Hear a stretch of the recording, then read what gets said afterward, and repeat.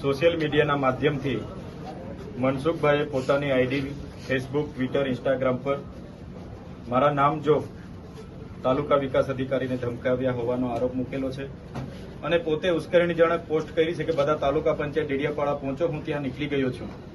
પોતે અહીંયા આવીને ડેડિયાપાડામાં માહોલ ગરમ કર્યો છે, ઉશ્કેર્યો છે માહોલને, બધા ભાજપના આગેવાનોને ભેગા કરીને અને ડેડિયાપાડાનો શાંતિનો માહોલ બગાડ્યો છે ગેરકાયદેસર મંડળી બનાવીને.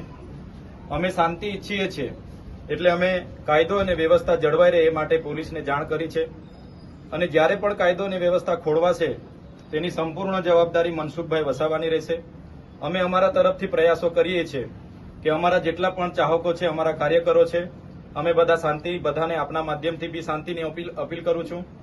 પણ જે રીતે વહીવટી તંત્રએ ભૂતકાળમાં ભાજપના ઇશારે જે ખોટા કેસો ઉભા કર્યા છે એવી જ રીતે આ વખતે ખોટા કેસો ઉભા કરવાની કોશિશ કરશે અને અમને પરેશાન કરવાની કોશિશ કરશે તો આ વખતે સમગ્ર ગુજરાતના લોકો એક થયા છે.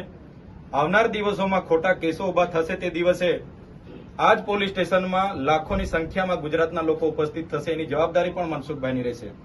અમે શાંતિ ઈચ્છીએ છીએ. કાલે ઉઠીને પણ મનસુખભાઈ કહેશે કે ચૈતરભાઈ આવો આપણે બેસીએ, તો અમે 5 આગેવાનો એમની સાથે બેસીને એનો શાંતિપૂર્ણ નિકાલ થાય એ પ્રયાસો અમારા રહેશે. પણ વહીવટી તંત્ર અને પોલીસ હોય કે ભાજપના લોકો હોય એમનો ખોફ જમાવવાની કે રોપ જમાવવાની વાત કરશે તો અમે છેલ્લી પાઈ પર ઉભા છે.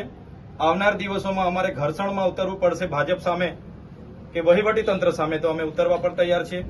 છતાંય આજે આપના માધ્યમથી કહેવા માંગુ છું, જેટલા અમને સહકાર મળશે એટલો સહકાર એમને પણ આપીશું.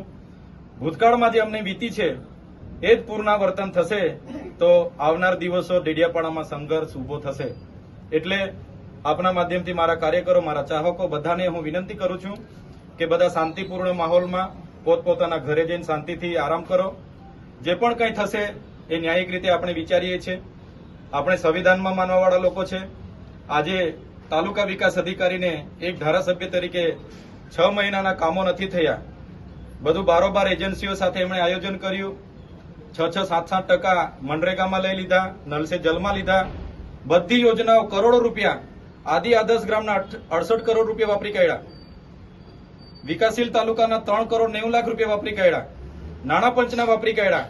તો કેમ તમે એજન્સીઓને અહીંયા લાવીને અમારા ગરીબોના પૈસા વાપરવા બેઠા છો?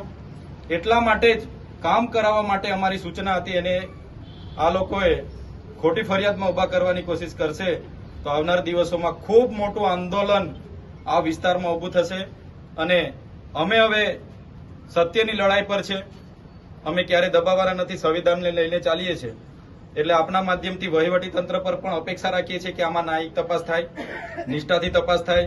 એકતરફી તપાસ થશે ને ખોટી કાર્યવાહી કે ખોટા કેસો ઉપજાવવામાં આવશે, આવનાર દિવસોમાં અમે હજારોની સંખ્યામાં રોડ પર ઉતરીશું અને બધાનો સામનો કરીશું. ધન્યવાદ. જય આદિવાસી.